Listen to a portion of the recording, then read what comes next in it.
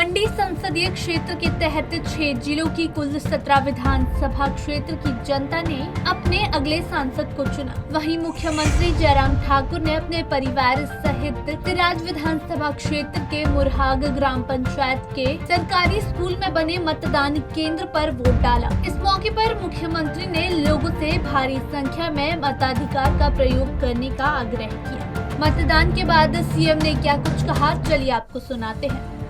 के छोटे से समय में हमने बहुत वरिष्ठ नेतृत्व खोया है हिमाचल प्रदेश का, इसका हमको दुख है।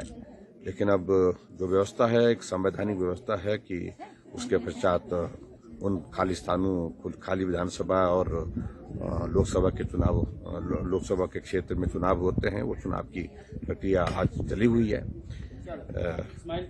मैंने हिमाचल प्रदेश में अपनी पार्टी का पक्ष, सरकार का पक्ष और उसके साथ साथ में जो डेवलपमेंट हमने 3.5 साल के कार्यकाल में की है, वो तमाम बातों को लेकर के बात कही है। आदरणीय मोदी जी के नेतृत्व में देश में जो विकास कार्य हुए, उन तमाम बातों को लेकर के लोगों के सामने अपनी बात कही है।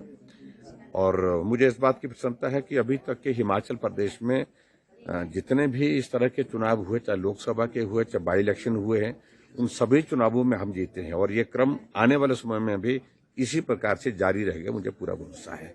क्योंकि लोगों का रुझान हमने देखा है, अच्छा समर्थन, सहयोग मिलने की उम्मीद है और मैं उम्मीद करता हूं कि इन चारों सीटों पर भारतीय जनता पार्टी जीतेगी। मतदान के मौके पर मंडी सदर के विधायक अनिल शर्मा ने अपने मताधिकार का प्रयोग किया।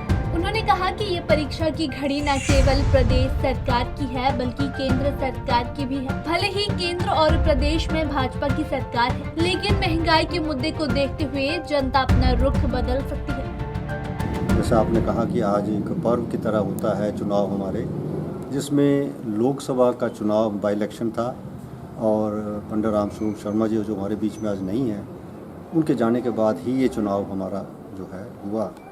और इस चुनाव में जब हमारा क्षेत्र मंडी, कुल्लू और लाहौल स्पीति पर ट्राइबल लगभग 65% एरिया हमारा हिमाचल का इसी के बीच में आता है। तो परीक्षा की घड़ी जहां प्रदेश सरकार के लिए है, वहाँ केंद्र सरकार के लिए भी है।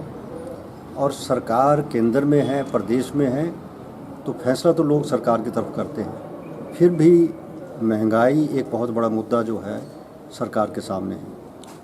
उस महंगाई के मुद्दे पे कहीं जनता अपना रुख बदले तो मैं कुछ कह नहीं सकता। सुबह सवेरे मतदान की गति धीमी रही, लेकिन जैसे ही दिन चढ़ता गया लोग मतदान केंद्रों पर पहुंचते रहे और अपने मताधिकार का प्रयोग किया। पहली बार मतदान कर रहे मतदाताओं में भारी उत्साह देखने को मिला।